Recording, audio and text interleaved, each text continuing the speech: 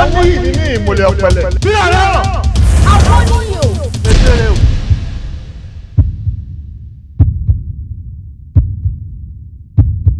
Ó gbọ́dọ̀ tó bàbá kú. Get out! Ìwọ ni wọ́n lé yọ̀ọ́ fi báwo tó bá.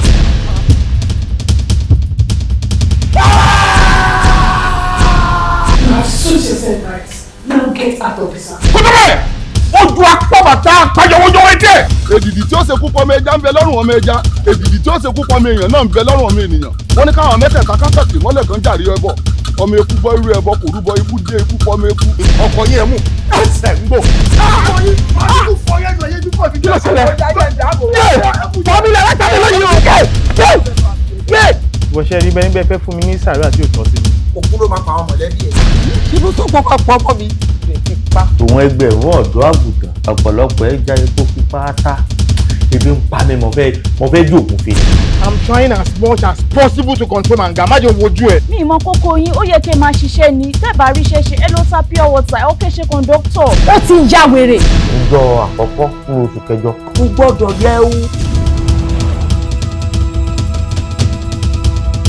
Wọ́n mi náà. Mo dá fún bàbá lákùú bàbá ẹ̀ kó apá yí dànù.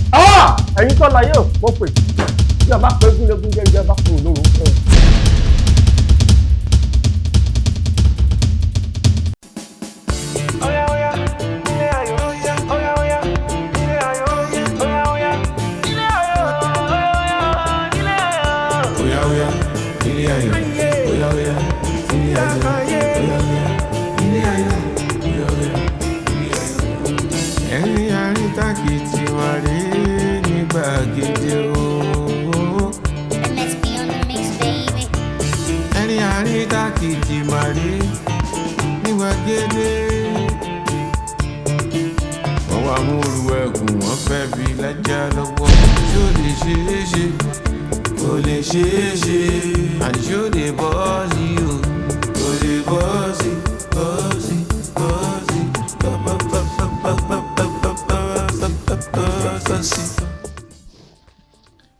Títí láyọ̀ mọ̀lẹ́kùn dé.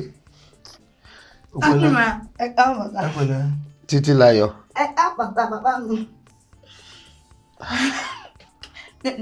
Ìpẹ̀lẹ́ mọ́ mi. Ṣé ẹkún ọ̀sán gbọ̀n ẹ̀ lẹ́nu? Ṣùgbọ́n ara tálẹ̀ǹtì náà lẹ́kún. Ara ẹ̀ ní. Sókè tálẹ̀ǹtì. Títí láyọ̀. Ṣé nǹkan tó sọ yé ẹ?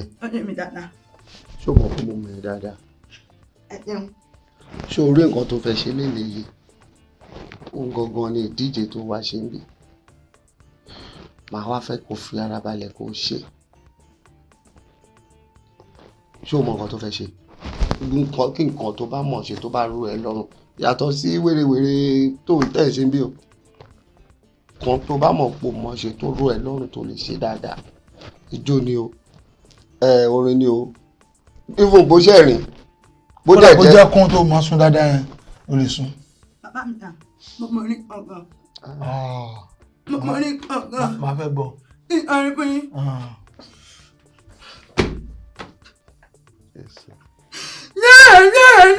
Àmà mi o. Àdéhùn mi tó. Ọtí mo dáyé mo ti tó bá.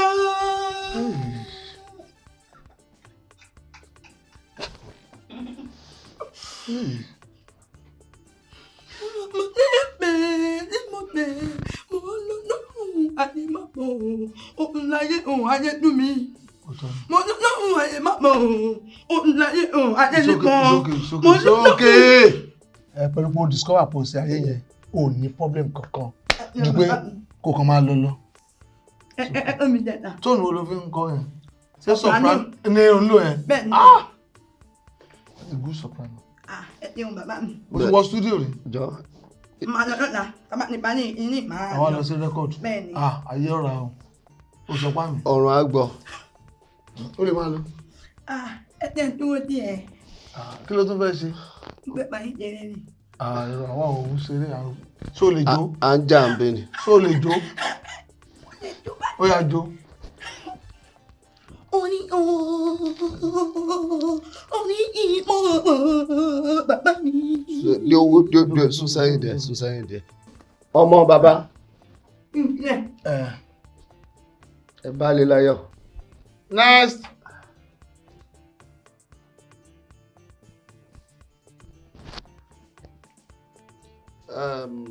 You're welcome. Mr. Adigun. Ajani. Mr. Adigun Ajani, ó mọ̀ pé mo mọ̀ ẹ́ dáadáa. Mi dẹ̀ ní fẹ́ gbogbo oríkì yẹn. Nǹkan tá a ní kò ṣe ń bílẹ̀ nínú wípé showcase talent náà náà fún ọ. Hold it, I'm talking. Tó bá jẹ́ bó ṣe mú yẹn náà lọ́lọ́ fún ẹ, ṣe ká mọ̀. Nǹkan tí Ọlọ́run fún ẹ láfẹ́ kó ṣe. Is that clear? Let me start with introduction.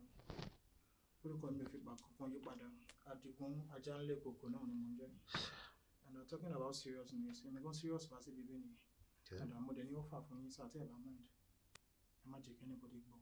Tí ẹ bá jẹ́ kí n win, kọ́tà fẹ́ gbà lọ́lé yẹn, a máa jọ pín 50%. Percentage. Yes, sure. Do I look like tó lè ṣe irú yẹn pẹ̀lú ẹ̀? Láì sáwàdà. Prank. Olóhùn prank wa. Sára talent ẹni kò prank. Ìyẹn ṣe talent mojú sí inú ìgbà tẹ̀ tí accept ẹ̀ ti lọ́nà. O ti da prank. Lọ bẹ́ẹ̀ bẹ́ẹ̀. Keep it that way then. Thank you very So, much. orin lóhun làwọn tèmi máa ń pè mí. Mo dẹ̀ máa ń fún wọn jẹ gangan lójú títí, máa ń fún wọn jẹ back to back. But tí mi ò bá rí beat, inspiration yẹn kì í wá. So, mo fi ń kàn sí fẹ́ kí n máa fún mi ní inspiration. Though, orin China ló yẹ kí n kọ́ ṣe fún yín. Ó gbé keyboard wá wà tó ń bọ̀. Ẹ̀yìn àbọ̀ yẹn ò wá, inspiration yẹn ò wá. Ó gbé keyboard dání nígbà tó ń bọ̀. No. Never is kọ́tẹ̀ lè ṣe ni. Because ẹ kàn máa sọ, tí máa ti sọ word mi, ẹ máa sọ yà. Ṣé ti ready? Ẹ jọ. Just yeah. So, I want to sing a song. Yeah. I want to sing a song. Yeah. I want to sing a song. Yeah. I'm ready to sing a song. Yeah. I want to sing a song. Yeah. Yeah. I want to sing a song. Yeah. Ready to sing a song. Are you ready to listen? I'm about to sing a song. Hold on. Ọdún mélòó ẹ bìbí àkú? Pé mo fẹ́ kú o, ọdún mélòó máa gbà láti bìbí à? Inspiration in my Mr. Adigun Ajanle Koko. Ṣé orí mi tó rí mi lọ? Tó bá fi 3 hours sọ pé I want to sing a song. How many hours ló máa fi sáré bọ̀ mẹ́? Actually, O lè máa. I told you earlier, mo ní mo fẹ́ seriousness nínú ẹ̀. And you are doing this. Title orin yẹn ni I want to sing a song. Okay. Mo ń build ẹ̀ bọ̀ láti. Tó fi máa wọ chorus. Yes, sir. Ó yá, carry on. Ṣó ti yá sàn? Yeah. Jẹ́ fún mi jà yẹn, ọ̀pọ̀ ẹjẹ́ kó wà audible ẹjọ́. Mi ní wí máa torí pé o ti ń repeat I want to sing a song. I'm about to sing a song. Are you ready to listen to a song? I'm about to sing a song. Are you ready to listen to a song? I want to sing a song. Hold it. Yeah. Hold I it. want to sing a Hold song. it. Yeah. Hold it. You can go. Ajanle Koko. Adigun Ajanle Koko. Adigun Ajanle Koko. Ìkòkò gba bí. Jẹ́ ká já ẹ lé lọ. Jẹ́ kí ajá ẹ lé ìkòkò lọ sí. Àìmé kí ajá ẹ lé ìkòkò. Next. Ọlọ́pàá ló máa ṣe kẹ́ ọmọ bribe gbà. Ẹ kú dìpọ̀ yín dáàdì. Àǹtí Rọ́mọkẹ́. Àǹfààní tó ní ni pé wàá rí pé gbogbo àwọn kọ̀ọ̀kẹ́ ìwọ ló kéré jù. Inú mi máa ń dùn tá a bá wá fojú sọ pé ẹni yìí ò ní lè pàgọ́ ẹni ìwà kọ́lé aláwo. So gbogbo wọn tó wá ṣe ń bí má fi ṣàwàdà o, ṣe dáadáa. Ṣé o mọ nǹkan tó máa ṣe? Nǹkan tó bá lù ẹ́ lọ́rùn láti ṣe. Yàtọ̀ sí. Mo lè rẹ́rìn, mo lè jó, mo lè kọrin, gbogbo ẹni mo lè ṣe pọ̀. Ẹ̀kan akọ́ bẹ̀rẹ̀ pẹ̀lú sí ìwọ̀n. Said in my heart, mo fún ni o. Ọmọ wa ń bọ̀. Said in my soul, everything dey alright, I dey calm. Ó yà yín lẹ́nu. Sálà ọkọ ni Sire 1. Bẹ́ẹ̀ sẹ́kọ̀ wọ̀ má jẹ́ kó débí torí tó bá débí ìwọ ló máa jẹ gbèsè certificate. Irú orin eléyìí wọ́n máa ń kọ fáwọn wèrè ní àárò ní àbí? Rárá o tí máa wọ studio tí máa kọ. Ṣé ò ń jó ni àbó nǹkan rìn? Gbogbo ẹ̀ mo ń ṣe pọ̀, mo ń jó, mo ń kọrin, mo wá rẹ́rìn sí i. Inside in my heart and in my soul. Everything they alright, I they can't pay. We're going to go alright. No. Should be one. I can continue. No, everything's not alright. Everything they alright, I they can't pay. Oh, wa lẹ́yìn mi, Olúwa mi, bàbá mi, mo tún sọ wípé òpómúlé mo ń kọrin ní sàn. Tá bá ṣe báyìí, kí lè yàn ṣe? Ẹ fẹ́ bẹ̀rẹ̀. Mo fẹ́ bẹ̀rẹ̀ ni. Ó yá.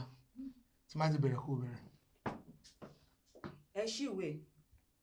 Tí n bá ti bẹ̀rẹ̀ kó bẹ̀rẹ̀. Okay. Ọ̀nà ta ni.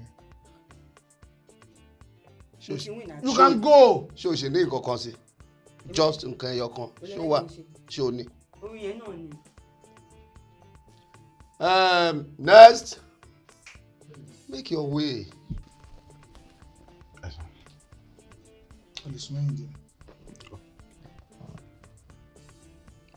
Mr. or Master Banji, right? Yeah, Mr. Oladele Banji. Oladele di Banji. Ó ní àǹfààní kan sí léni. Okay, sir. Kí ni ẹni tẹ̀lé fún wa? I mean, to showcase your talent. Ó yàtọ̀ mọ́ wa, sir. Ó yàtọ̀ lọ wa. Bẹ́ẹ̀ni, sir. Kí làwọn ẹ̀bùn tó ní? Ẹ̀bùn kan ló dá mi lójú tí mo pè ní máa bẹ̀rẹ̀ competition yìí kò sẹ́ni mo tẹ́lẹ̀ náà, sir.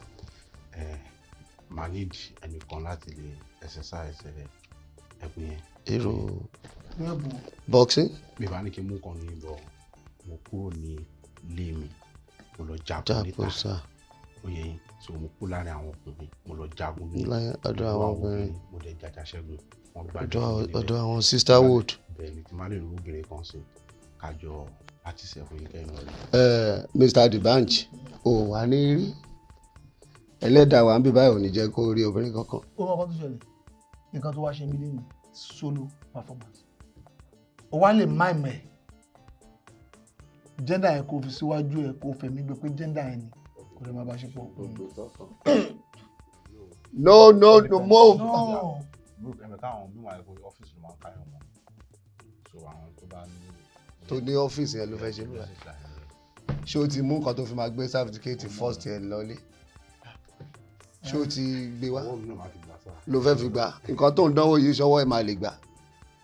Ìjà àgbà first year náà ni àtijọ́ àti múlò ní kàṣà àti gbégbá orókè. Come on, do something. Oh, ní nǹkan gidi as in you're a very good looking handsome man. Ẹ jẹ́ ká kọ́ fún pé kò ní nǹkan tó fẹ́ ṣe.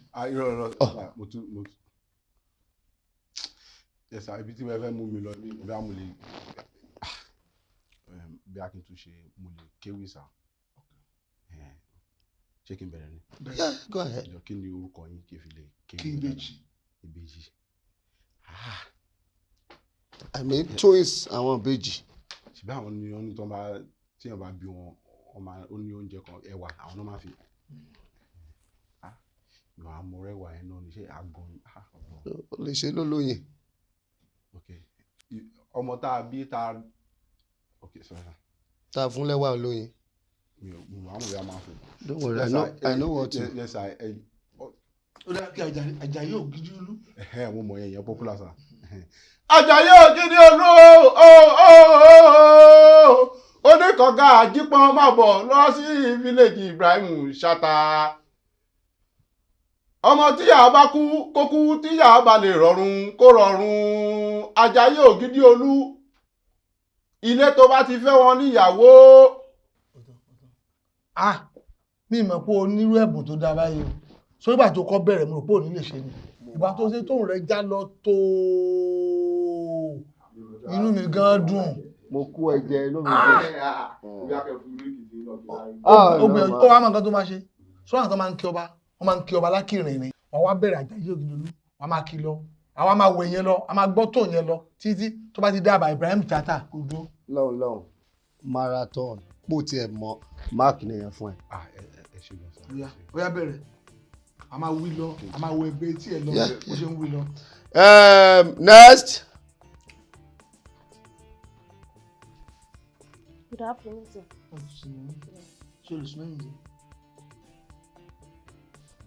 This way. Thank you. And middle, yeah. 08 Labake Dejo. Indiana ni tòní. India lè bá wọlé. Yeah. Kí ni nǹkan tẹ́ ẹ lè ṣe tó dá yín lójú gẹ́gẹ́ bí ẹ̀bùn tẹ́ ẹ ní?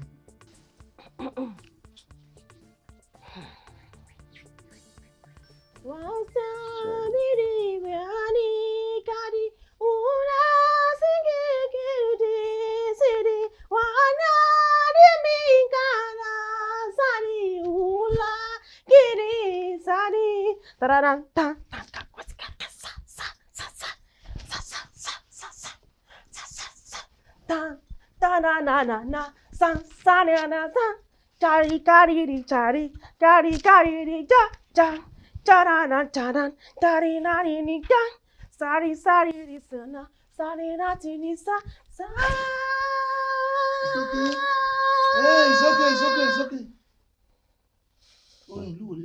India. Are you from India? No. India Ibadan, yeah. India Badan. Indiana. Ṣá mọ̀ pé yẹn ó. Ẹ lè kọ́ ti Japan. India. Àwọn Japanese. Àwọn Korean kọ́. One more. Is that all you've got? No.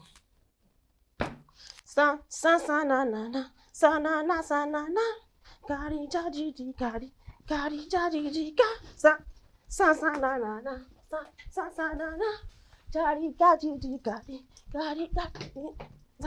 sa na na sa ni na ni sa ni Hello.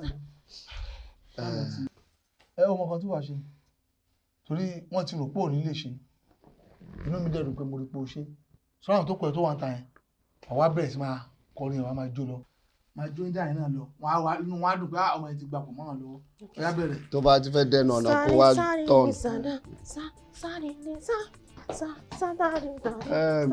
Next.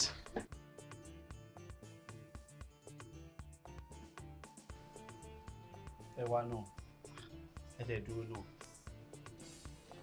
wọ́n ní kí gbogbo aṣọ talent wà kí ni gbogbo yín ló ń ṣe inú ilé rẹ̀ náà gbogbo yín kàn ń display ẹni à o talent lọ ní kẹ́ ṣú èmi nìkan ni mo tẹ̀ believe ni pé yes máa win gbogbo yín àti ẹ̀yin náà ẹ̀gbọ́n kí ló kọ ẹ̀ náà mo máa ń gbàgbé okọ ẹ̀ gan wọ́n ní kò kọrin olókọrin bí òun òkú kí ló ń ṣe náà ṣé o lè fún ọ lámbà ní kí ló ń ṣe náà wọ́n ṣáà kò ní ẹ ti fọ́kọ̀ èmi dẹ̀ máa win ó dá mi lójú. Mr. Man ṣé tèmi ló bá wá sí ibi kí ló kàn ẹ́ pẹ̀lú bí mo ṣe kọrin bọ̀bọ̀ dé your lane o tí mo ṣe wà yìí bí mi ṣe fẹ́ gbowó lọ lé ni mò ń rò o so wetin be your own with my own now na you know wetin you sing na me know wetin I sing na me know my plan na me know wetin I dey mo kí ni mo ń ta mo kí ni mo ń tọ̀ alaye mind yourself o. àwọn ọlọ́yẹ ọmọ pè ní àtòtì màmọ́ mi ẹ̀rù àjẹwò. Ẹ jọ̀ọ́ torí Ọlọ́run please speak for yourself. Tí a fẹ́ sọ̀rọ̀ speak for yourself wà ní èmi o wà dárúkọ ara ẹ̀ mò ń ṣòṣì mi ò bá yín ṣòṣì ẹ máa rí pé mi ìdúró láàrin yín ibi tẹ́ dúró sí mi ò dúró síbẹ̀ mo gbé yín handicap ni mo jet out straight Indian straight. You are right jare. mo dẹ̀ touch down padà mo dẹ̀ fún wọn mo sáré fún wọn jọ́dẹ̀ ọ̀dẹ̀ sáré gbà. Of course tell me win first for 1 second. India straight mo dẹ̀ kọ́ dáadáa. orí bó ṣe tó lúwọ̀ tó yẹ pé àárín wọn gangan ló jókòó sí tó máa fẹ́ gbádé fún yàn síbi àjùmọ̀ kórìí ẹ̀ náà máa gbé sí wọn gangan lórí àwọn tó ń ṣe òṣì bá bá ara mi ló ń ṣe.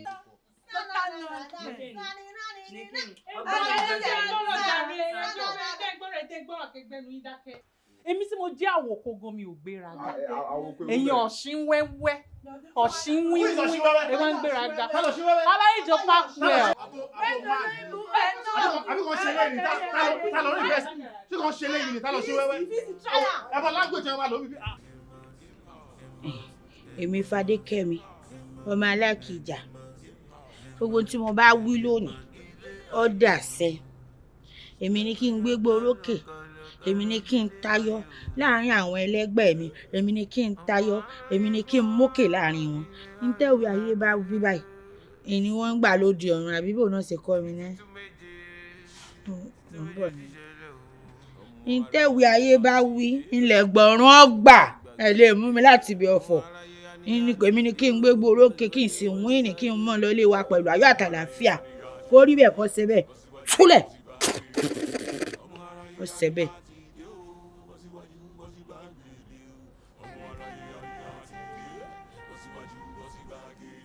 Jésù Ọlọ́run wa lọ́rùn mímọ́ ẹni tó bá gbọ́kànlé yín kì yóò jogún òfo Ọlọ́run má jẹ́ pòfo Olúwa jẹ́ kí n gbégbá orókè gbogbo ohunkóhun tá a bá ṣe ń bìsẹ̀ Ọlọ́run jẹ́ kó rí bẹ́ẹ̀ Ọlọ́run èmi ni kí n gbà èmi ni kí n gbà èmi ni kí n gbówó lọlé ẹ sọ nínú ìwé mímọ́ yín ní Matthew chapter 7:7 ẹni àyà yóò pa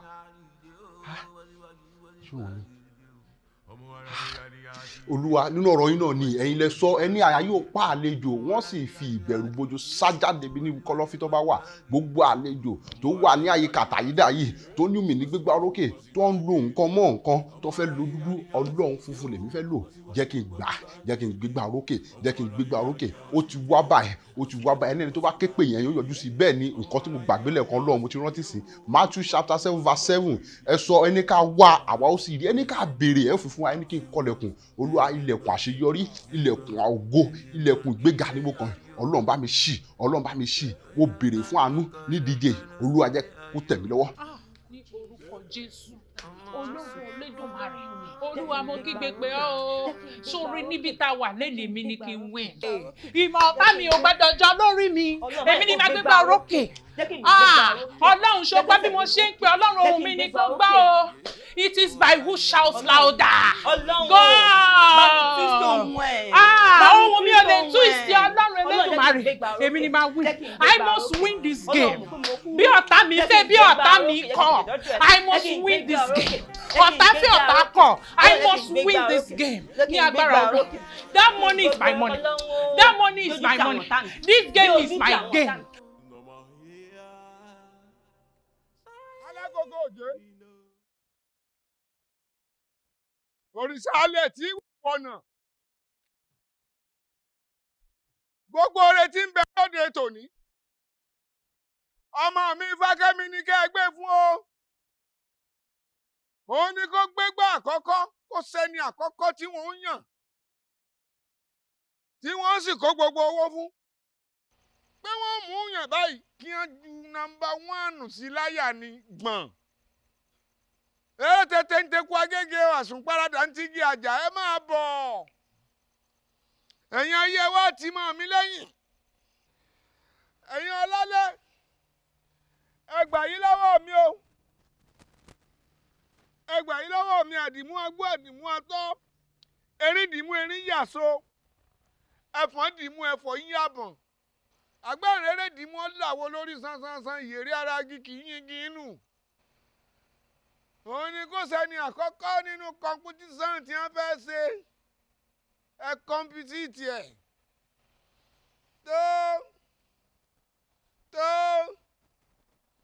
tó kò máa rí bẹ́ẹ̀ ìtọ́ tó bá balẹ̀ ò tún padà ẹnu mọ́.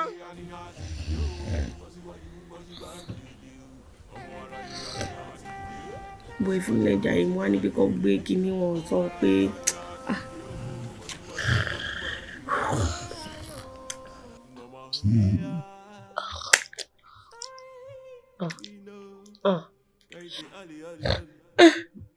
five naira ni mo fún wa lọ rẹ pàtí náírà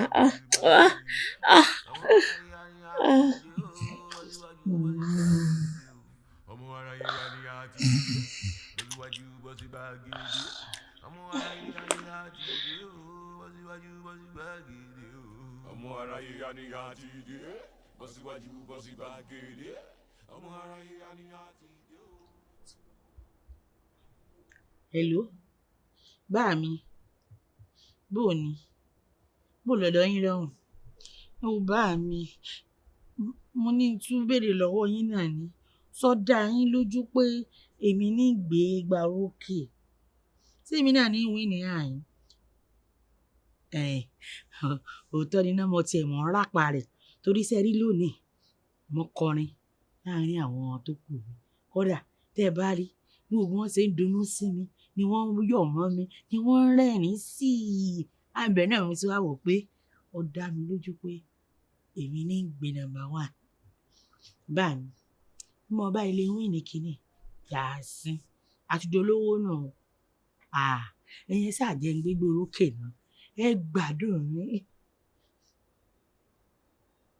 ṣe ìfọkànbalẹ̀ ọ̀ ti dà àmọ́ síbẹ̀síbẹ̀ bá mi ẹ kó náà mọ́ o bó bá fẹ́ ó jóná kó jóná kí n sáà ti gbégbé orókè ni iná ni ẹ dáná bùkẹ́ ìyáná lù ú kí n sáà ti gbégbé orókè ẹ ṣe bá mi ẹ pẹ̀ fún mi alẹ́ gbádùn mi mọ́tò 5 ní ràpọ̀ lẹ́ẹ̀kan náà fún yín ó dáa níwọ̀n tó bá yín sọ̀rọ̀.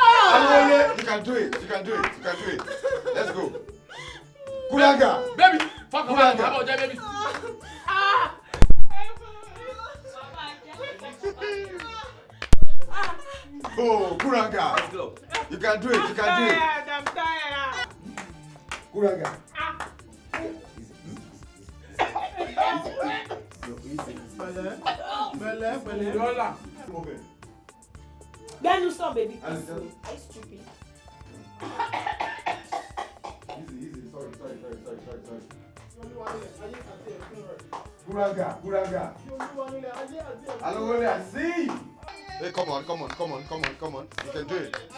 Come on, Abaka. No, you can do it. No, Jana. No time. You guys can do it. There's no time. Wait, listen. Are you okay? You can do it. Ta ló sọ bẹ́ẹ̀ ó ta? Manage. Kò níyàn mẹ́rin. You can do it. Elle est chez.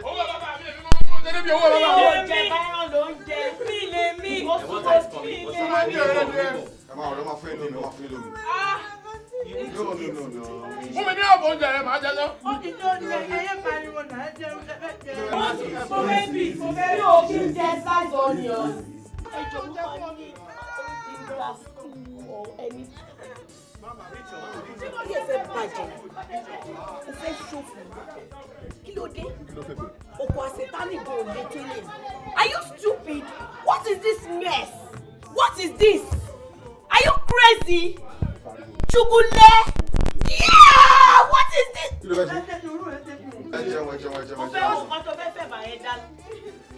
Wọ́n fẹ́ tó jẹ fún ọ ní. Irú rẹ̀ kò kí ó tó ń bù kan mọ́.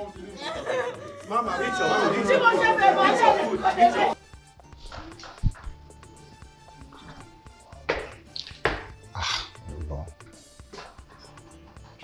Bí wàhálà ọ̀rọ̀ mọ́ àkóra mi sí báyìí náà. Yorùbá fẹ́ wó náà tí máa rówó náà tán tí ò dẹ̀ sí ìlera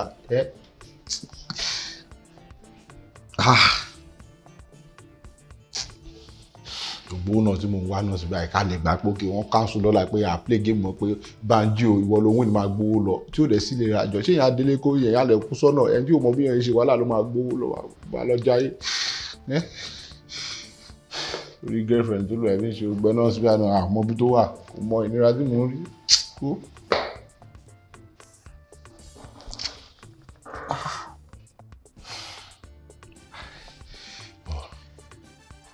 ìyá gbẹlẹ mẹ́ta lé ní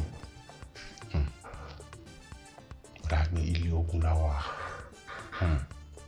ìpá dẹ̀ fẹ́ gbélé ogun tó fẹ́ jagun ajayi kò dọ̀dọ̀ lásán ìlú ogun àmọ́ mo lọ́lọ́run ìdẹ̀ ní ọpọlọ.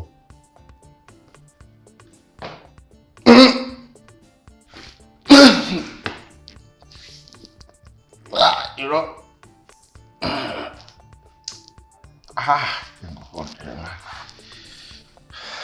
àmọ́ tí wàá kú síbi ọmọ àbẹ̀rẹ̀ kú mi lọ́wọ́ gbogbo yìí o torí mi mọ̀ kọ́ tá à ń ṣe tàbí tá à ń ro kúrò ra báyìí.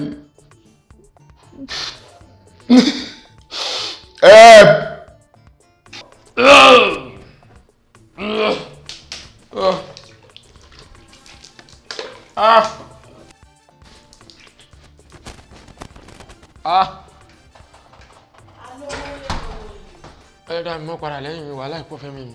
alówó létí ò ní kọ́ bọ́ọ̀lù àpò. ìwọ béèrè kí ni bẹ lápò mi. kí mo lo tí ń bọ̀ àti pé kí ló lọ ṣe ní tọ́ílẹ̀tì tó wá da omi sójú bíi ẹni tó ṣẹ̀ lóyún tó ń bì tó wá ń fún mi. irọ́ bíbó mo wà òkè nǹkan kò sí mi. oṣù. ṣẹ́rí bẹ́ẹ̀ tẹ̀ wí ó rí wàhálà sílẹ̀sì àti ìgbà tó ti wà nílé iṣẹ́ wa báyìí gbogbo nǹkan tó wà fún wa ló ti wá solution sí. ẹni tó bá kú sílé àná wọn máa gbókò ìpọ́jú wíńdò.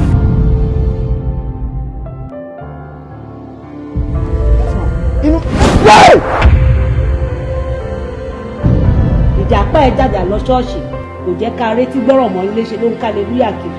kílé tó gbé súnmọ́ kó gbé súnmọ́ kó jẹ́ kó mọ̀ pé ìwọ náà nífẹ̀ẹ́ sí. mo ń jà ń títì lórí ẹ̀tọ́ mi. kí lẹ̀tọ́ ẹ. ìwọ ni adé orí mi mo ṣì mọ́ ẹ. ó dá apá díẹ̀ sọ̀rọ̀. ọ̀rọ̀ yóò le tó bẹ́ẹ̀ ṣe sọ yìí ẹ wo nígbà tí mi ti rí bọ́rọ̀ ṣe ní bó ṣe rí mo ti jẹ́ kó yé wọn pé kó jẹ́ ká pàdé nílé ẹjọ́. mo fẹ́ mú àwọn ọ̀gá yín. I am pregnant for him. tó máa yàn mí jẹ́ ló máa ń sọ òyìnbó. nǹkan tí mo mì ní pé mo ti lóyún fún bẹ́ẹ̀. ọlọ́yẹ̀ àti kí ló wí. tí o máa ṣe gbẹ̀yìn ní àgbàyà àgbà òṣì àgbà tí ò lójútì ẹgbà ọkọ ọlọ́kọ fún ọmọ ti yín níbo ló ti ń ṣe irú ẹ̀.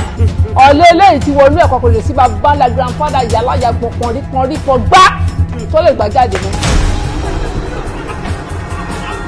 wọ́n lórí ilẹ̀ yẹn tó bá lọ máa gbalẹ̀ yẹn lọ́wọ́ mi ó ti ṣe tó fẹ́ parẹ́ nú ayé.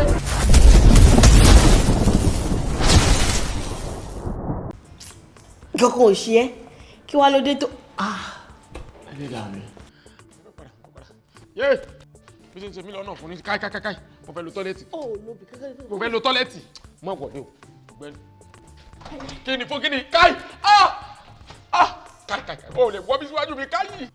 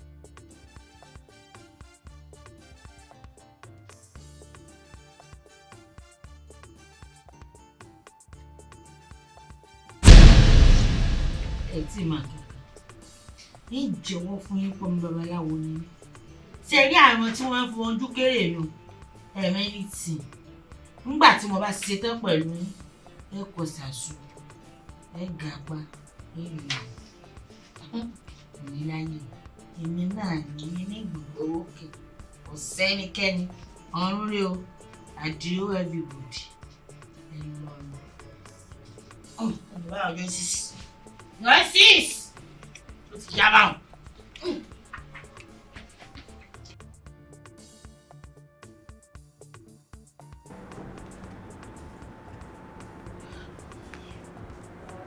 Ìgbàgbọ́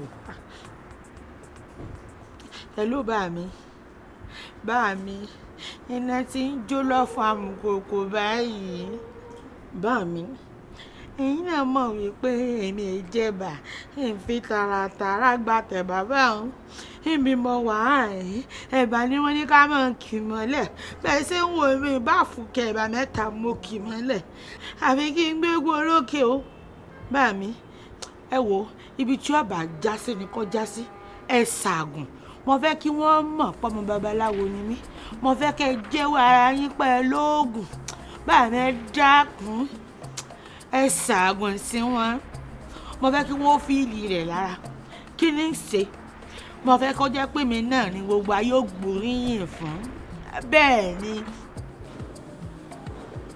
mo jẹ́rìí yín bá mi iná mọ̀ ń sọ sẹ́ àní kí n ti gbogbo orókè rẹ̀ ń bá fẹ́ kú ó kú ọ̀dà bá mi ẹ dákun o ojú bá kojú kó wọn mẹ́yẹ o don't let the voice sick please bá mi ọ̀dà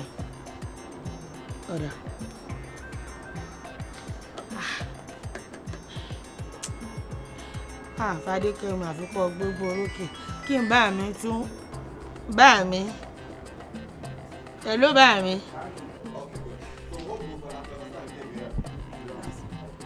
So now let's get it started. Contestant number 2. Number two, Benji.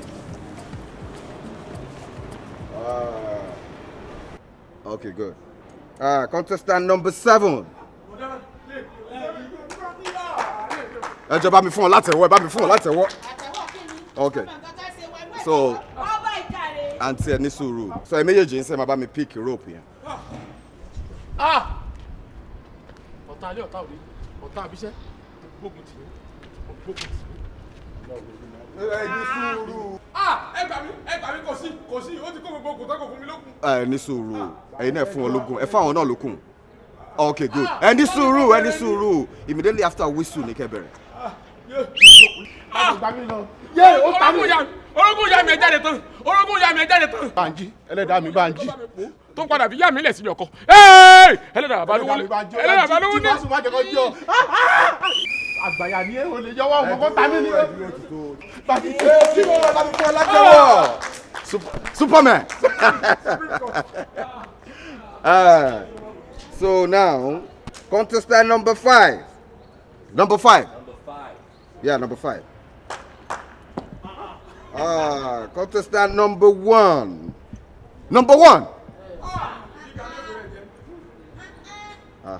So you know, ẹ bá mi pick a rope here.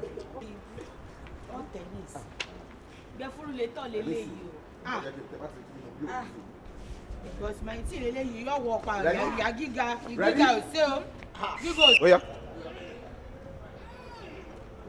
Gíga ò sí o. Eégún leleyi o. Ẹ bá mi fún ọ látẹ́wọ́.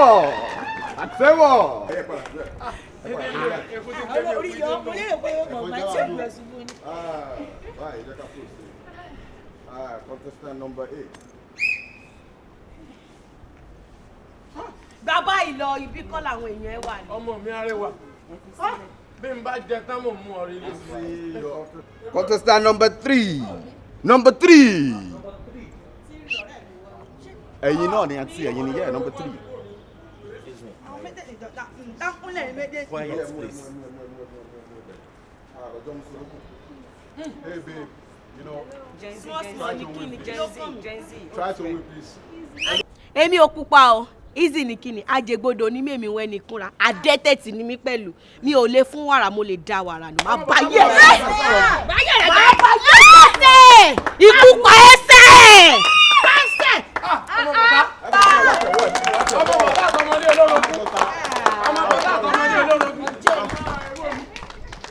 So now, contestant number 9. Number 9. Number 9. Number only, number two, number. Number 17. Okay, 17. Let's see. Number 10. 10.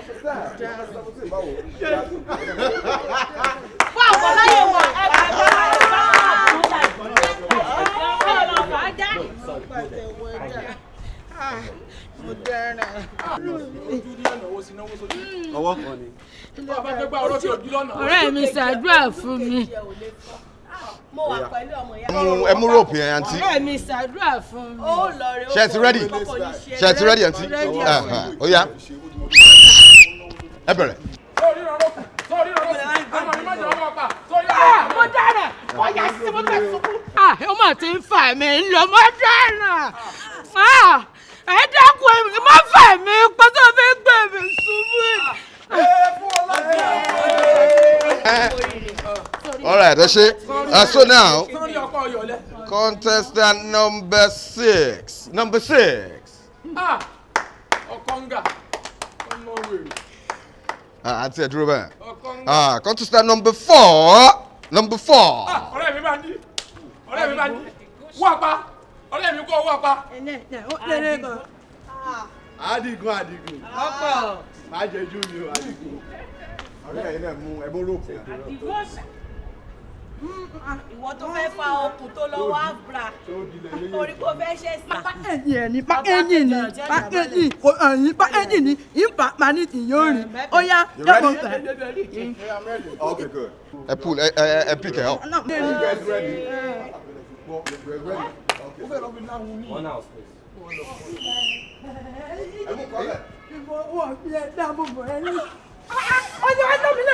Táyọ̀ lọ́wọ́. Ó nítorí ni. Táyọ̀ lọ́wọ́ ọbẹ̀ ẹ̀díkà. Òun dẹ́kọ̀ bá. No. Kúlẹ̀ abiyamọ o. Disqualification. Okùn yẹn wé mọ́ mi lọ́wọ́ ni. No. Give me the rope. Ó nítorí ni alápapọ̀ nìyẹn. I appreciate you. I appreciate you. So say my wọlé nsìn. Ẹ máa pack àwọn bags ní ṣe máa lọ. Disqualify. Àjòkòlé dùn nílé má lọlé. Àjòkòlé dùn kò nílé. Thank you. Ilé tí ìyá o. Ẹ̀yin fẹ́ máa lọ.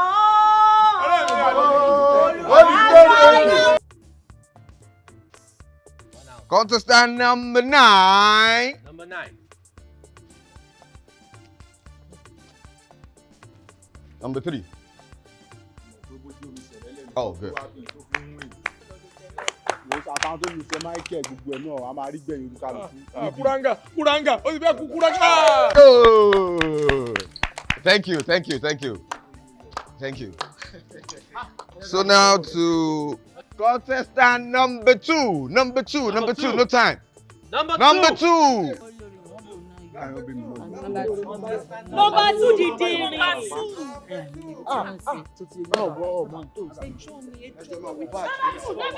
Seven ni mí. Seven ló ń sáré mẹ́ta. Ẹ fi lẹ̀ wá, àwọn náà mọ̀ pàfọ́jú ni hàn. Yeah, the third box, yeah. Yeah, third, yeah.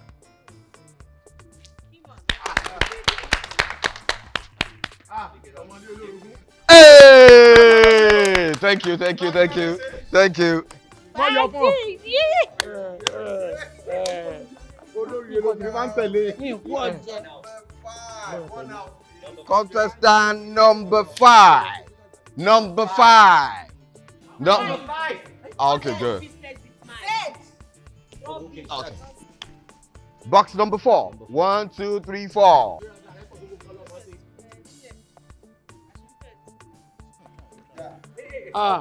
Ẹ ti tó kò tún ṣubú.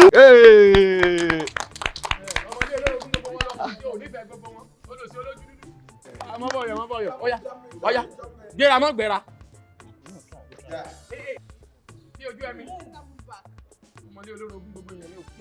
Let's go. Hey! Thank you. Ashe, thank you. Contestant number 7. Number 7. Number 7. Number 7.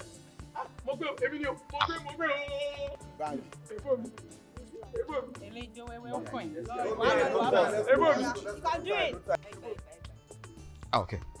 So box number 4. Yeah, number 4.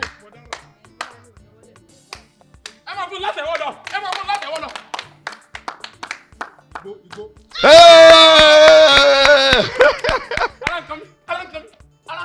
Hey! I feel a lot. It's okay. So now number 3. Excuse me, please don't touch me. Please don't touch me. I did not come here because of you. Please don't touch me. What nonsense? Don't push me. Yes, boss. Oh. Number 4. Yeah, box 4.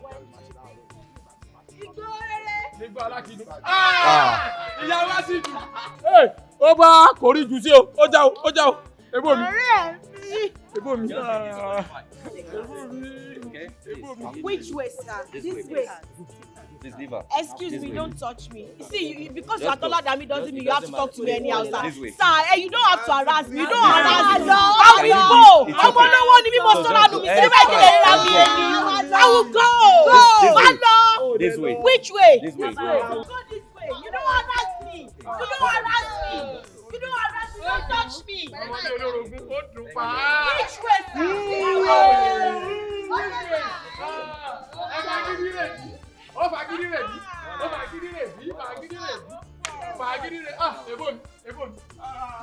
Now contestant number 10.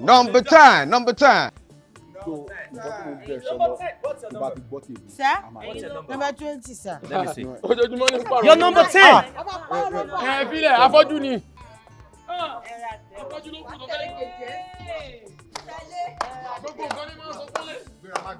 Number 4.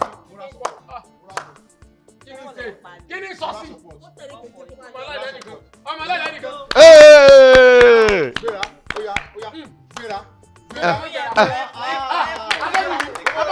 That's it.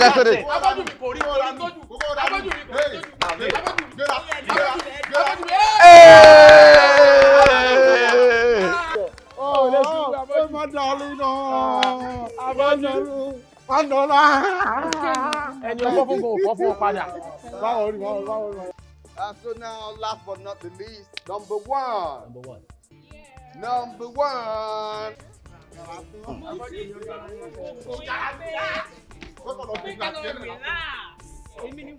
Auntie, no time. Number 4, box number 4. Auntie, number 4, no time. Yes. You mean 1, 2, 3, 4? Not, yeah, number 4. Hey, excuse, that's what saying.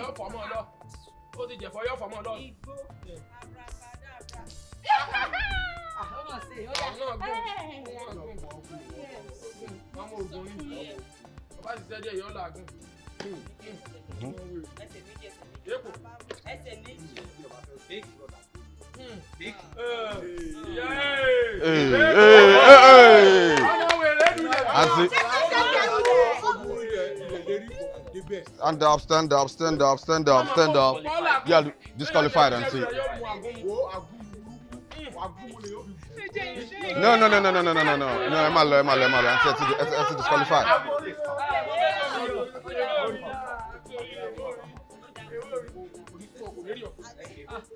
Thank you.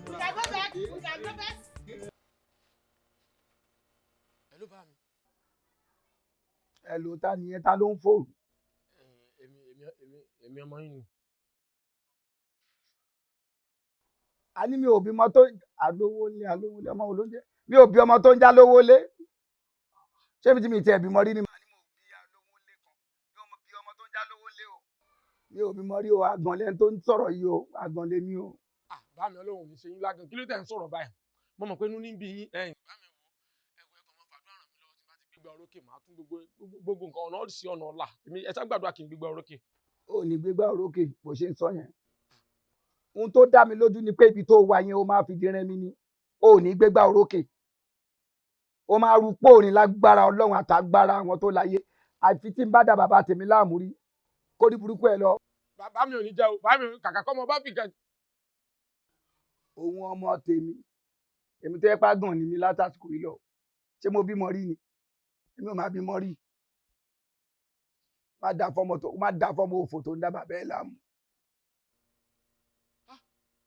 ọ̀fọ̀ wo ni bá mọ̀ pa tó mọ̀ fi ń ta òsì dànù náà kàkà kan kéde ọ̀hà kẹsàn-án ọmọ àwọ̀ yàmọ̀ tẹ́rì gbàsọ ni kàkà kí n fìdí rẹmi sá àwọn èèyàn tí ó kú ọkàn pọ̀ ni èmi máa gbégbá orókè wọn mọ̀ pé inú ní bí yín èmi ní bàbílù ayé yín.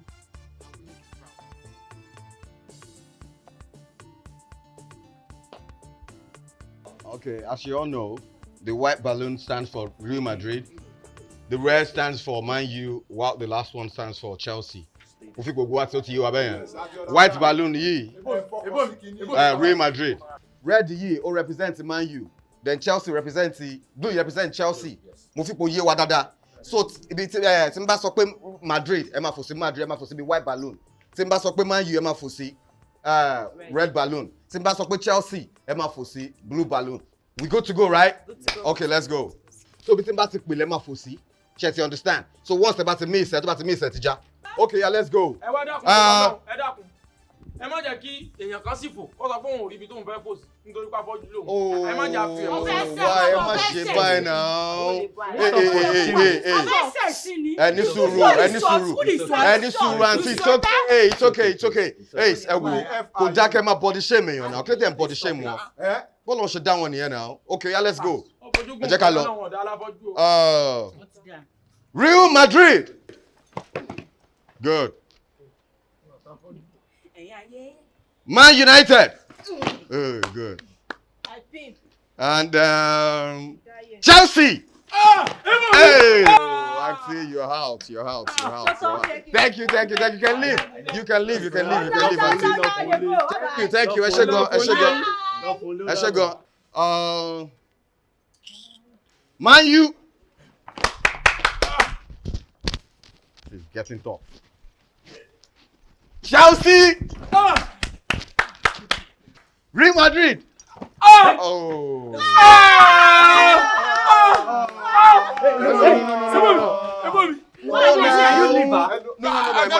It's just no. Do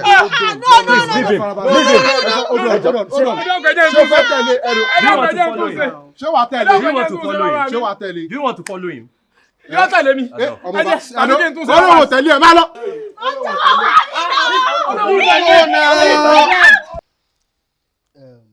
Ẹ̀yin tèmi gbogbo àmọ́ ẹ pé àwa mẹ́rin nìkan la kù bó dẹ̀ ṣe kọ àwa mẹ́rin yìí sí èmi fẹ́ mú àbá kan wá o tẹ́ bá lè gbà mí láàyè. Kí ló fà yẹn? kí ni nǹkan tó ní tí ó sọ kí ni tó fẹ́ sọ kúrẹ́ ìyàwó dákun mọ́ sọ kankan ta ni ó tó fẹ́ mọ́ sọ̀rọ̀. Hold on, like Abba, like you want her to win, like Abasa to win. Rárá ó fẹ́ kẹ́ mi ó win ni. Jọ kí ló fi rẹ pé náà ṣé torí pé o ti jà rò pé wọn náà wà ní position láti fún wa advice àwọn wo ṣé tó bá wá kọ àwọn obìnrin jọ o pé mi náà mọ wọn kọ wá fún advice. àwọn obìnrin dẹ̀ ṣé mo jẹ́ obìnrin lójú rẹ̀. Ṣé tó bá win ṣé ẹ máa dùn ni àbí tóun bá win àbí tèmi bá win ṣé ní potential tó ní pé wàá win. Ọ̀gbẹ́ni kókó ń ṣe kórí ọpọlọ olúwa lórí ẹ. Ẹ tẹ̀ ṣe gbọ́ èyí tí mo fẹ́ sọ náà. We are listening o. Ó yá mi ò sọ̀rọ̀ mọ́. No problem now. Can we go? Ẹ̀rọ ọlọ́rọ̀ mi ò rí ró o. We are listening now. Ẹ farabalẹ̀. Nǹkan tí ẹ ká máa sọ ń sìn ni pé báwo la ìfẹ́ mọ àwọn tó máa já àtẹ̀ tó máa gbà ká bó lórí yọ ká jọ fikùn lukùn a lè wà lórí pàṣẹ bóyá ìwà yìí mo gbádùn dín gan percentage ó di ọ pàṣẹ àtẹ̀dì rẹ sí. Ó yà sí. Ó yà. Ṣẹ́rí bí mo ṣe wà yìí tó bá bá mi ṣe deal successful ni mo ti pẹ́ lórí street mo ti ṣe mídùmá gan ó yẹ mo gbọ́gbọ́n pé ó di ọ pàṣẹ and send the rest tabajọ dín òsì pé ókè o iye báyìí tí máa ti gba win tí máa ti win bí a 10 meter ni o ìwọ 2 máa dé wà lórí 4 ó tó mi. Dúró ná ẹ̀yin mélòó lẹ fẹ́ kù the banj àbí banji kí lẹ tí wọn máa ń pè náà Banji you know my name. wá number 2 ni ẹ o ìwọ ló máa gbẹ̀yìn já o wà láìtẹ́láìsí wọn bìlà èmi number one máa wò mo fẹ́ fún ẹ almost láàdváìsì sí kò gbọ́ àdváìsì bóyá kí màá tẹ kájọ dẹ́n bá ti win ẹ̀ kí n fún ẹ ní ṣí ẹ̀ tiẹ̀ òun pa ewé pé kí ni mi tẹ fún yín láàdváìsì mọ́ mi fún yín láàdváìsì mọ́ ó dá mi lójú pé màá win ní kíní yìí ṣe bẹ́ẹ̀ mi ni èmi kún hanga mi ò sọ ọkọ mọ́ ẹ má wọrí. tó bá ti win kò fún di I don't understand like ṣé o ti rí pass question àbò tí o ti rí ẹni ọ̀gbẹ́ni mo ti gbé ẹ débẹ̀ mo rí pé ò fẹ́ jí àwọn obìnrin next time tó bá fẹ́ pe meeting àwọn tí wàá pè ní torí pé olóbìnrin wọn lómi láyà. àwọn wo wa mi àbí street o àbí street confam street girl. àbí bá ń jẹ́ àbí kí wọ́n sọ sórí rẹ̀ pé mọ́tò ń ṣe o bí bẹ́ẹ̀ kọ́ wo jẹ́yàn rẹ ní sùn o má wà ní mi o. ṣé wọn náà wà ní street ni. olórí ibú àjẹkù alówó nígbà tá lówó lé lọ. You're jealous. Olóso. You're jealous. Olórí ìwé èbó Kánò. Ṣe láyà jealous. ọmọ rẹ Ramsey Noah ló dúró yìí wọ́n mọ̀ orípo padà wá tẹ wá lélẹ̀ ìgbà tí mo bẹ́ ń sọ ṣe orípo ti wá lélẹ̀ wá fi rẹ̀ ń bẹ àwọn èèyàn díẹ̀ ló kù sí wa wá máa lọ sórí Tinder.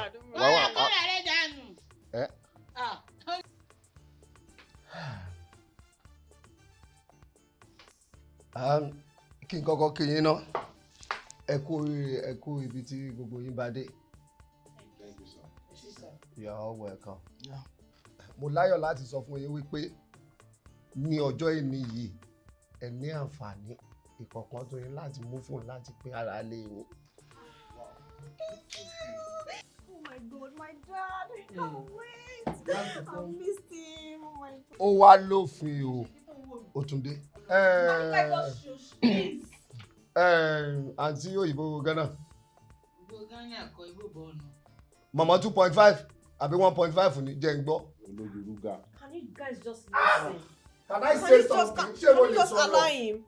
Please. Olórí ibú èbó bọ̀nù. Thank you.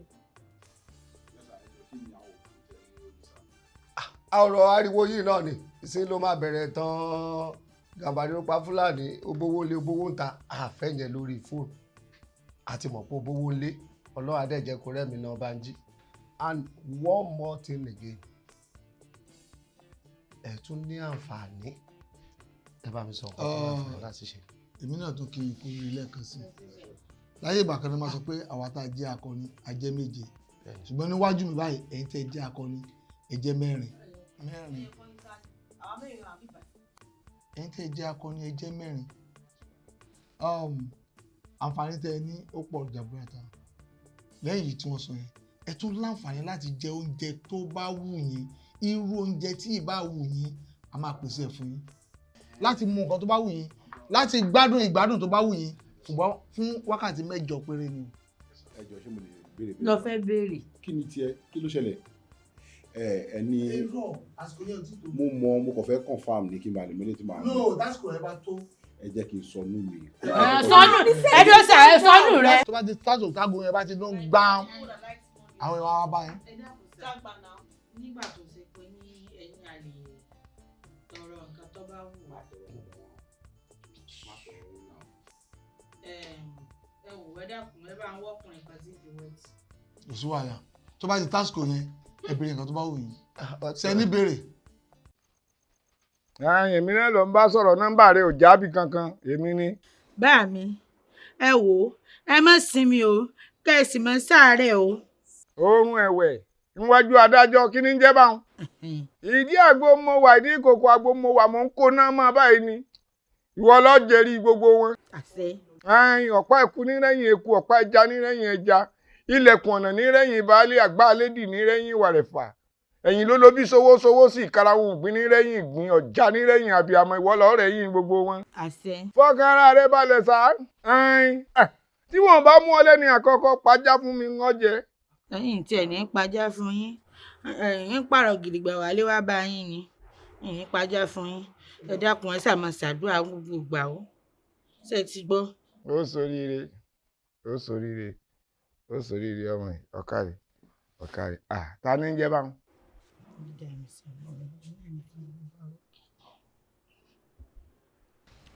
Are you all set? Yes, sir. Okay, let's go. Blue.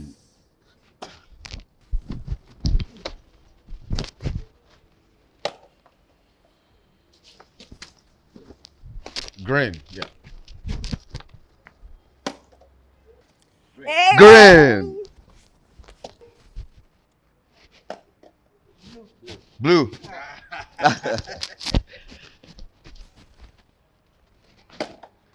White. White ni kí n wá bí ẹ̀mẹ́ta léraléra kí n wọ́n mọ́wọ́ kan báyìí.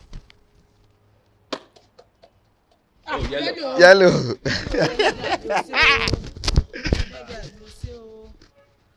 White. Blue. Blue.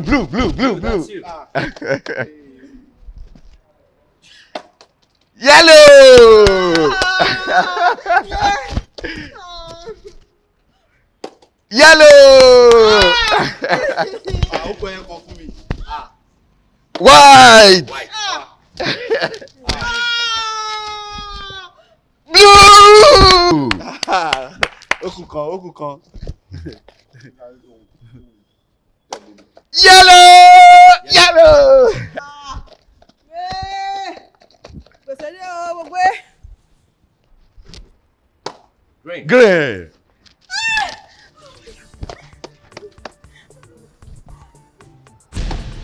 White. Congratulations. Auntie, sorry. Sorry, you're out. Yeah, sorry.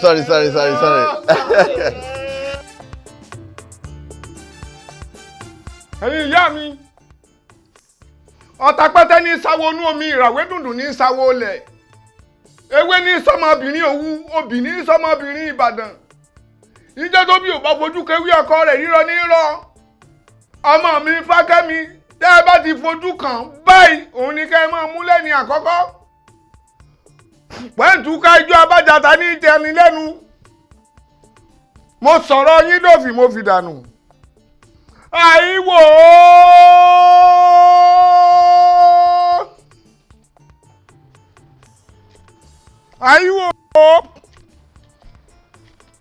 owó fẹ̀rẹ̀ ogun fẹ̀rẹ̀ àìwò aláǹtakùn tó takùn dójú àrò ogun fẹ̀rẹ̀ owó fẹ̀rẹ̀ ogun pírẹ̀. Àìwò díjú mọ́rí tó bá wọ okùn náà. Àìwò. Open the door. Sílẹ̀kùn bẹ̀rùn. Ẹ sílẹ̀kùn. Ta ló wà ń bẹ̀ náà? Sílẹ̀kùn for where? Now you open door yourself. Ta ló wà ń bẹ̀? Èèyàn ló wà ń bẹ̀ mo ní o sílẹ̀kùn. Èèyàn ló wà ń bẹ̀, so èèyàn tó wà ń bẹ̀ ò lórúkọ àbí look at the way you are commanding me. Come on your house, so what is your name? Tàṣẹ́ mo fi ń bá ọ sọ̀rọ̀ bí tètè ngèrè bá mú mi oríire akàngiri. Sílẹ̀kùn bẹ̀rùn. Okay, Baba, calm down. Go open door. Sílẹ̀kùn kò kú ọ̀bẹ̀rùn. Wò ó kó ṣòfò dànù. Wò ó káyé rẹ̀ ọ̀tá. Àìwò. Àforí képè lónìí. Àìwò. Wò ó káyé rẹ̀ ó bàjẹ́ yányán. Àìwò.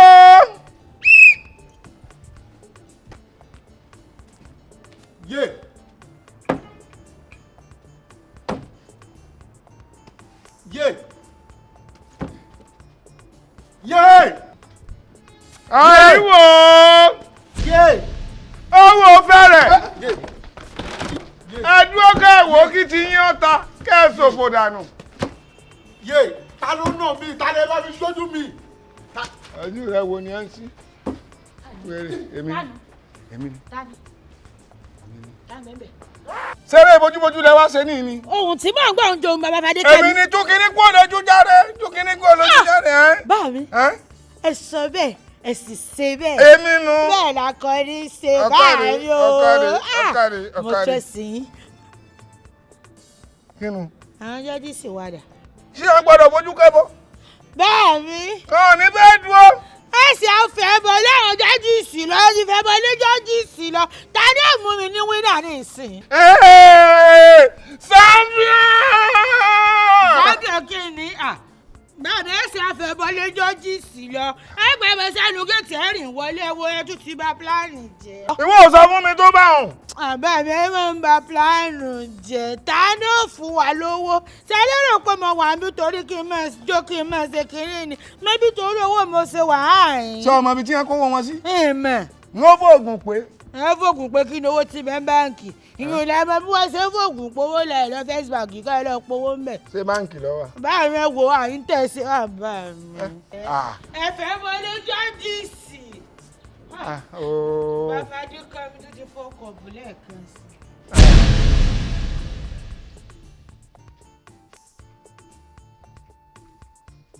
kúrángà dìde ọjà lọ bí iṣẹ́. Fadékẹ́mi. kí mo ṣe. o lé mi lójú ohun o tún fẹ́ lé mi lójú ayé kí ló ṣẹlẹ̀. bíbó mẹ́bí ibi iṣẹ́ tà ń lọ mú níwájú ọ̀ká máa ń lọ àbẹ́ ẹ̀gbà mi ni. dùnà ibi iṣẹ́ wa àti ta ni. sáà ní lọ bí iṣẹ́ máa ní. má lọ mi tẹ̀lé ẹ. ọ̀ lọ. mi ò tẹ̀lé ẹ lọ. mo dáràn. ṣọ́ọ̀ṣì rẹ̀rẹ̀ ni mo dáràn. má lọ jọ mo fẹ́ sùn ayọ̀ nísìnyí. ọlẹ́mọ ní kúrágà. wọ́n mo rí lójú oorun ìwọ kan náà mo ti kọ́kọ́ rí lójú. wọ́n kì í ṣe mi lórí wọ́n gbáwọ̀ mi wọ̀ ni jámọ̀ lọ bí fẹ́. ara níwọ ni mi ò lọ́sẹ̀. ìwọ ń yẹ̀yẹ́ yìí ọ̀lẹ àtòkùmọ̀kù àmọ̀nà ọ̀run má lọ ìwọ ràdàràdà ìwọ sùn láti alẹ́ àná títí dáago 10 àárọ̀ yìí ó dìde ńlẹ̀ ọwọ́ à ń han arun ọ̀nlá àlàkàlà ó ṣe bọ́ omi látọjú àlà ó ṣe tọ́lé dẹ̀ndẹ̀rìn afọ́fúngbẹ̀mù ọ̀rẹ́ rẹ Fadékẹ́mi ó sọ fún ọ pé àwọn jọ ń lọ ibi iṣẹ́ kan o àbí bẹ́ẹ̀ kọ́ sọ́ọ̀tẹ́lé ọ̀wá ń jókòó kalẹ̀ wómi òdodo ọ̀rọ̀ ni mò ń bọ̀ sọ yìí ìgbẹ̀yìn ní dolóko àdàrú yín ìgbẹ̀yìn ni ó dùn ọ́ ó fàárọ̀ rẹ kó o fi ṣiṣẹ́ báyìí kó o fi àárọ̀ rẹ ṣiṣẹ́ kó o lè níṣẹ́mi lọ́jọ́ ọ̀sán rẹ irú yín la bàbá tí mọ̀jẹ̀ ń sì sọ o ọmọ yìí tèmi lọ bá mi débi mo dé yìí o pẹ̀lẹ́ dọwọ́ rẹ o pẹ̀lẹ́pẹ̀lẹ́ dọwọ́ rẹ o pẹ̀lẹ́pẹ̀lẹ́ dọwọ́ rẹ mò ń ké o alágẹmọ tèmi ti bímọ tiẹ̀ o àìmọ̀jú kú ọwọ́ rẹ o ó kú ọwọ́ ẹ ọ̀sáyìn sálẹ̀ gbàdúrà kó kú ṣáájú mi gbà mọ́ bá kú tó bá kú ọkùnrin tó ní ọ ó fún yàn ni wọn ò ní fún ọ àwa wí ò ṣe irùngbọ̀n bí irùngbọ̀n ẹ̀yẹ náà orí káńdì kalẹ̀ tí ò nétúmọ̀ ọ̀lẹ kì í ṣe pé mi sọ̀lẹ̀ àbórí bí mo bá dé kí wọn ó tó ṣàyèdè worú mi láàrin ìlú wọn ó tó fi mí jọ lóyè ọ̀tún ọmọ iye ẹgbẹ́ mi ti ń bẹ́ lù wọ́n fi ọjọ́ kejì ẹ̀kẹta ìlú inú rẹ̀ odò ibi mo bá dé yìí ó ti dáa fún mi bí mo bá kú lónìí gbogbo ìlú ni ó sòkú mi bọ́ọ̀ bá ní $1 lọ wọn ó sòkú mi mọ́ ọ̀la tó dúró tì ọ́ ẹranko ọmọ kó wájú mi ó sì dúró tábìlì ó dúró bí ọ̀pẹ tí náà mú ẹ wá gbà mí níbo mo ti rélé ihe. London èmi ní London èmi gangan ni wọ́n ń pè ní London ìgbà tí mo wà ní London ní jayé gan. ẹ má jọ pàwèrè ẹ má lọ sí lọ́dẹ̀. ẹ bọ́ ní wàhálà gan tẹ́bùdú ẹ̀. ṣé oníwèrè tó pẹ̀lẹ́ bàbá London àbí bàbá àlòkù London yẹn tá a méjì tá a bá jọ kọrin ká mọ ọ̀gá lórí àwọn méjèèjì mi ò ní dẹ̀ yìí lẹ́yìn ẹ̀. níṣó bẹ́ẹ̀ wèrè London náà dà wèrè London dà. báyìí ni ẹ ọkùnrin burúkú ni ẹ ìkà very very stupid man. wọ́n lu gbogbo èèyàn ló máa mú nǹkan tó ṣe kó lè fi jó. àwa wítọ́ ètè yìí ṣé ìgbà tó tiẹ̀ wá lọ lóyún bí wọn ní ká yí ẹ̀ bàjẹ́ pátápátá ni. mo bí ẹ ọlọ́mọ lórí káwọn òbí ẹ̀ máa kọ́ lé yìí. mo dúpẹ́ bẹ́ẹ̀ bá rúlẹ̀ kọ́ lélẹ̀ ní tọ́mọ yín ò ní kú nù lé yín.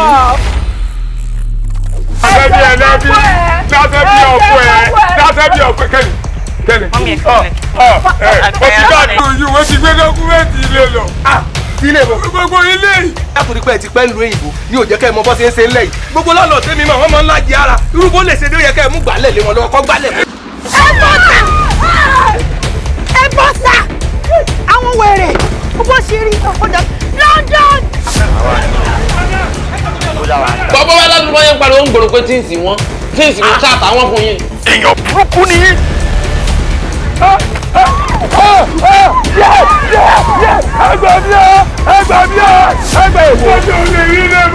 tó o mọ̀ pa ẹ̀ ẹ̀yọ́ kò sí nǹkan tó jọ jẹ́ lọ ìbò wọ́n gbà gbàdúgbàdú ó gbowó àgbàdo. à ń jẹ́ èkúrú kó tán nínú àwo ni má tún pọ̀ mí. àwọn eléyàá máa gbọ́ sí pé gbogbo gbé fún ta bá ti ṣe àwọn akọ abadà sínú àwo.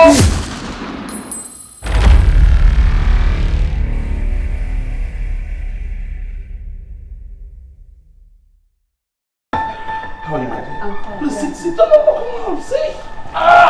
She's so pretty. Dad, mommy, we are right. So doing well. Serena.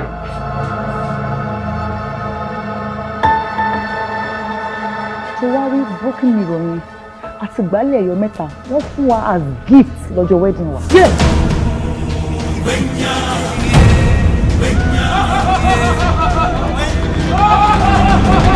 Ìyàrá lórí ní ọmọ ni mò ń sọ pa èyí ṣáájú mi.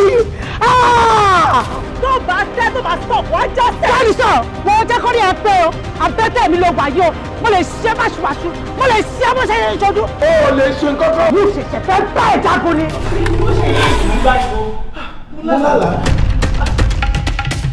There is no God and he doesn't exist. Nominating next week. Mo fẹ́ gbé ẹ lọ fún shopping. Shopping? I know you amaze me a lot. Hello, attention, our boutique, our facet center, get a last my guy sorry. Ìjọ mo fi ọlọ́ọ̀bá bẹ̀ yín, ìjọ ń bá mi bẹ̀ yín. No, for you to beg me in the name of that God. Oh, ṣe ló bá directly kó bẹ́ẹ̀ bẹ́ẹ̀ dúró. Ó ká ẹ̀fọ́ lábàtà, ó dún ọbẹ̀ tí, jọ̀ṣọ́ mi lọ rò pé ó mú kú ni. Ṣọ́ra ẹ̀ lọ ṣọ́ra mi. Ṣọ́ra mi. Ṣẹ́rọ́ ní tí mo ní, ó tó time tí máa ní ni. Everything happen naturally. Atẹ́gùn kan fẹ́ lóòrò ṣe wọnú ilé. Ó feel very strange. Ó dàbí pé ẹ̀yin àtàwọn èèyàn tó pọ̀ lẹ́jọ́ gbé nílé. Mo rí àwọn ọkùnrin márùn-ún tó ń kó ẹgbàá dání tó wá sọ àǹtí tiwa sábẹ́ igi. Wọ́n wá bẹ̀rẹ̀ sí ń nà wọ́n. Wọ́n wá nà wọ́n títí tí ẹ̀mí fi bọ́ lára wọn.